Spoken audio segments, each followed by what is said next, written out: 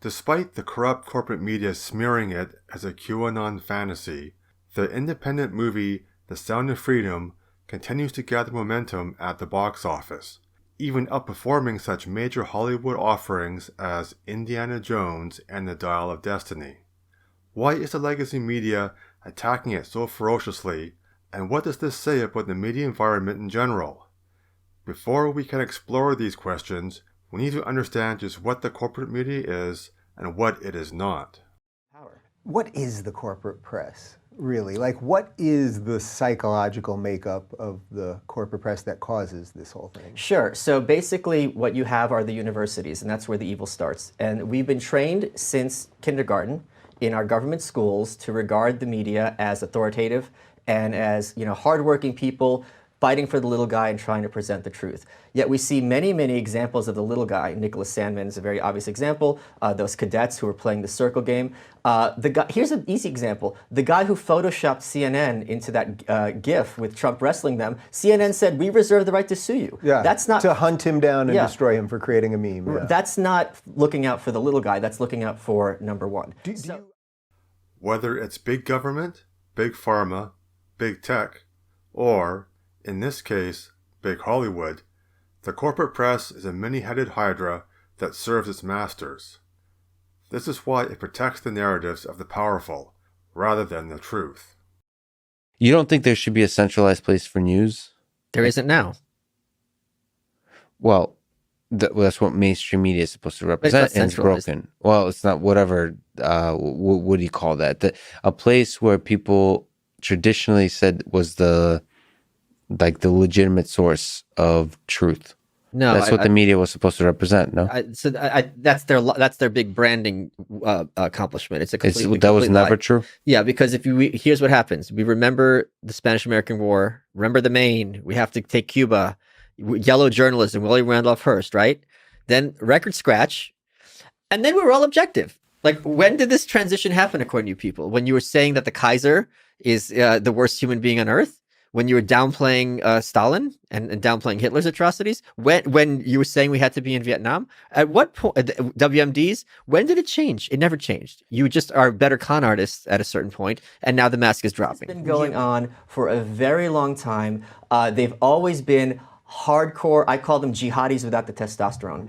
They have been hard. This is a very demented ideology that will do everything in its power to maintain its hold on power. And only now that they've been fact-checked in real time and called out on their tactics in real time are people realizing, oh, I'm just going to say one more point. It's not, I had this tweet yesterday, I said, it's not about the corruption, it's about the depravity. If it was just, hey, I'm hiring my brother and he's getting paid too much money to sit in his ass, no one would care. Yeah, we know they do that. That's fine. We'd let that go. It's like zippity-dambity. Yeah. This is about Amy Rohrbach and Jeffrey Epstein. When you have a network that knows that someone is engaged in the sexual trade of children, and their concern is not getting an interview with Meghan Markle. And when this is exposed, instead of coming clean, it's let's target the person who revealed this footage and get them fired at the network which they went to. Left to its own devices, the corporate hydra has defended, or at least turned a blind eye, to many nefarious characters. What social media has allowed for is an army of Davids to rise up and challenge its lies. This was on full display during the COVID regime, when big government, big pharma, and big tech combined to censor dissenting opinions. For an individual searching for truth, it was found elsewhere. If you're careful and patient, you can see the truth. Yeah. Like, for example, data on COVID, some of the best sources are doctors. Like, if you want to know the truth about the coronavirus, of what's happening, is there's follow people on Twitter. Yeah. There's certain people that are just like source of information versus the CDC and the WHO. Right. Although the establishment hydra appears formidable, its power is rooted in the illusion that it at least tries to serve the truth. Its service to the COVID regime, however, exposed this as a lie like none before. The hydra has largely lost its veneer of legitimacy, and it will never be the same. This is why the corporate media attacks on the Sound of Freedom have proven to be so ineffective. Rather than dissuade people, the disdain and unfounded accusations of this discredited institution are now an indication to many that there may be something worthwhile here. Hollywood and its media allies no longer enjoy the trust, and therefore the power, they once had. It may take a while, but walls do fall and gatekeepers fail. There are 8 million stories in the naked city. Freed of the Hydra, and thanks to modern technology, other stories can now be told. What has to happen with the press then? And I mean this in terms of cable news, mainstream news, network news. I mean this Vox, HuffPo, Sure. The battle is BuzzFeed, all of it. The battle is won when the average corporate journalist is regarded with the exact same way as the average tobacco executive. They have a job, they're promoting their product is cancerous and deadly, they're often bright people, they're often good people, but be aware of what it is that they're selling you. But here's what people don't appreciate. They thought one day Detroit could never go anywhere. Not only was Detroit Motor City, the home of the automobile industry, the music coming out of Detroit still resonates decades later, still legendary decades later. Yep. Now Detroit is a bombed out shelter, of a hole in the ground of what it used to be. Hollywood, in my view, is running on fumes, on inertia of the golden age. You know, you go to LA, every pretty girl, every hunk from their hometown, as you did, comes to Los Angeles to make their name, to make their mark.